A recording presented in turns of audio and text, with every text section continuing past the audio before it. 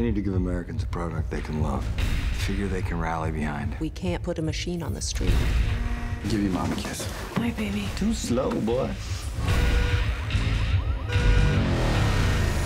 We're gonna put a man inside a machine. Hey everybody, it's What the Flick. Christy, Lemire, Alonso, Duralde, Matt Atchity, Ben Mankiewicz. It's a remake week, remake of 80s movies. And what year was the original? 87? 87. 87 for the original RoboCop. It's back. It's back, just in time for Valentine's Day. There's nothing as romantic as a cop who gets mostly killed, mostly dead, and gets brought back as a cyborg and has to figure out if he's actually still human. Let's watch the clip.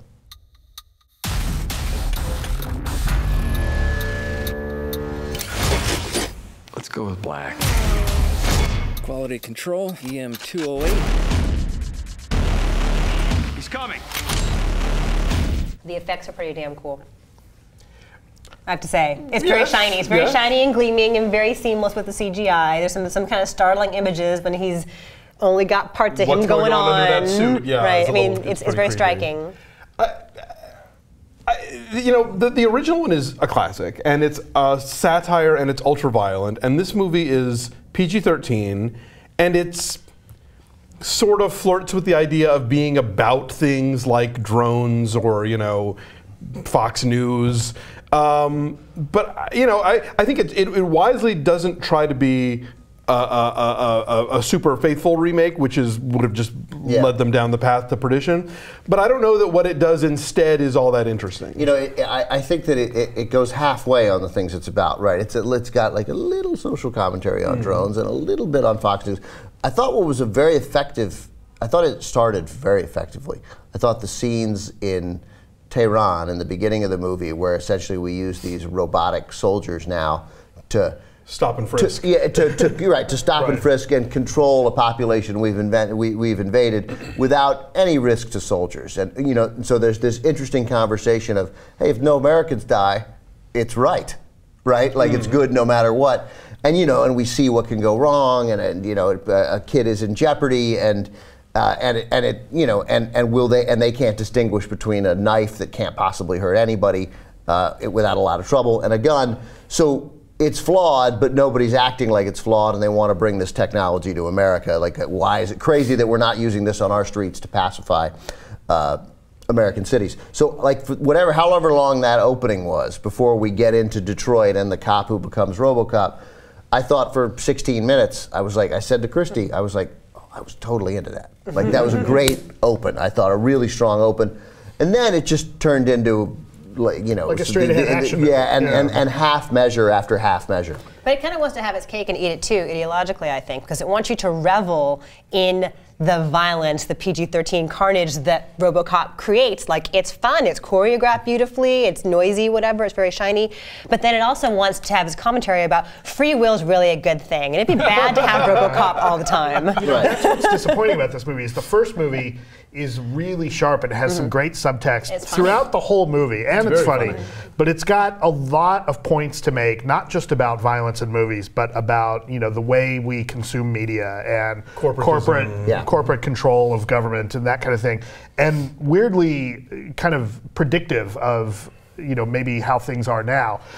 This one, there's the subtext in the show that Sam Jackson is doing, and then it kind of abandons that.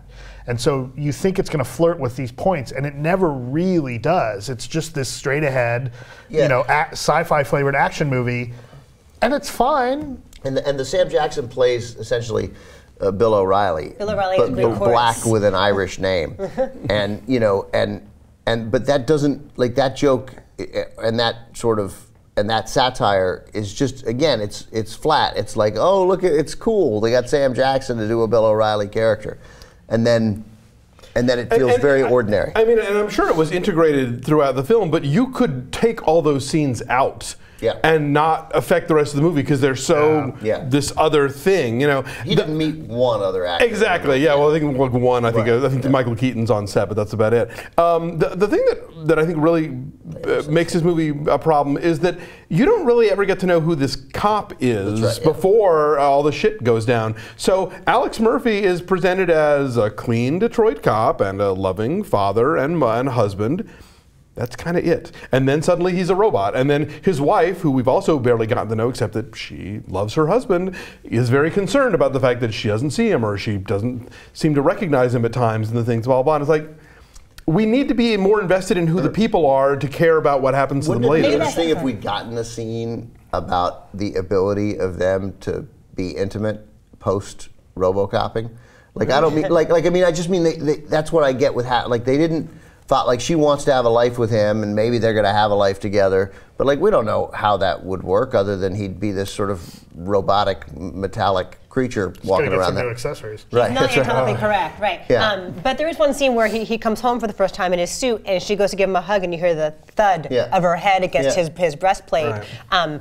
Maybe it was intentional to make him so blank so that, you know, America can project its hopes and dreams onto this guy. Maybe that's the point, is that he's just an idea. Wait, us America or the America in the movie? The America in the movie. Well, but then, I think that's the point, that he's intentionally bland so everyone can say, here's who we want him to be. But that doesn't help us at all. I mean, you can present a blank image to the movie America, but the ticket buying America needs to know who the hell this guy is. You know? Part of the problem with this movie too is that the supporting cast really overshadows Joel Kinnaman as the lead, right?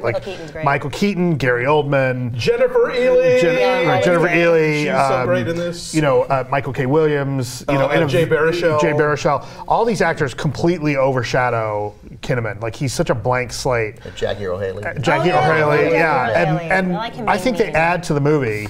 And again, this movie's fine, but I think that there was a lot of potential here that just kind of wasted. There were moments that were really good, and I thought that, and particularly Keaton and Oldman, their roles were surprisingly meaty and complicated, and they had really good scenes. There, you know, as you guys know from doing the show with me, that my favorite Michael Keaton movie is The Paper, and there were moments where I was like, he's doing the guy from The Paper. It's great, and it works here as this sort of corporate power-hungry elitist. Think about the original RoboCop. You know, you had like Ronnie Cox and Miguel Ferrer. And their scenes together are great. Yeah, Dan O'Hurley. Like, those were, you know, I mean, I think that they knew going in that a lot of people would be like, what? You're going to remake RoboCop? How dare you? And the fact that it's not a disaster is, I think, making certain people go, what? No, it's way better than we thought it was going to be. It's like, well, yeah, because you thought it was going to be complete shit, and it's just sort of mediocre, you know? Yeah, it is. It's overall, it's mediocre. I'm curious whether you guys think that, like, I think I'm ready to rule, and maybe I'm like 10 years late on this ruling. You guys will be like, yeah, duh. PG-13 was an enormous mistake. It's just kind of bullshit. Right. It lets people go half measure. Like, this movie could easily have been old-fashioned PG. We couldn't have seen the blood pool maybe as much, but we don't really see the violence. There's a lot of shooting. Yeah. It's worth mentioning the director is Jose Padilla, who did Elite Squad. Yeah, so like he knows his way around an action scene, but an R-rated action scene. Right. And I just think, like, you know, so make it. You know, I think this. The PG-13 has been an invitation more often than not to being tepid. I mean, tepid, but also there's a massive amount of gunfire and a massive amount of carnage, but you don't really see the repercussions of it. Yeah. It's just like World War Z is a PG-13 movie, you know? Yeah. Well, that was done, I thought, there was a rare moment where I thought it was done pretty effectively. But it's really a violent PG-13 movie. Right. Captain Phillips is a PG-13 movie. Yeah, it's I mean, look, there, you know, but that's a truly gifted director who managed to handle it fairly well. The worst is the PG-13 horror movies, like that Prom Night remake, where people get stabbed but they don't bleed. Yeah, right. That's not the way that happens. The blood gets shockingly back in your body. We're all around the same place. You were lowest. What was 4.5? 4.5, yeah. What did I say, 6? Yeah, you said 6. I say 6. You said 6. 6. It's all right. I'm okay with 6. All right. I said it looks great. It's pretty cool looking. Yeah, it's it is fun. cool looking. Yeah, and there were moments that were fun, and I think, you know, it really started very strongly. I gave it a 5.5. And we're at 5.5 overall. Yeah, and on the tomato meter, it's at 49% at the moment. Yeah, it was 51% when I woke up this morning, and it had dipped under by the time we got here. February is the new January.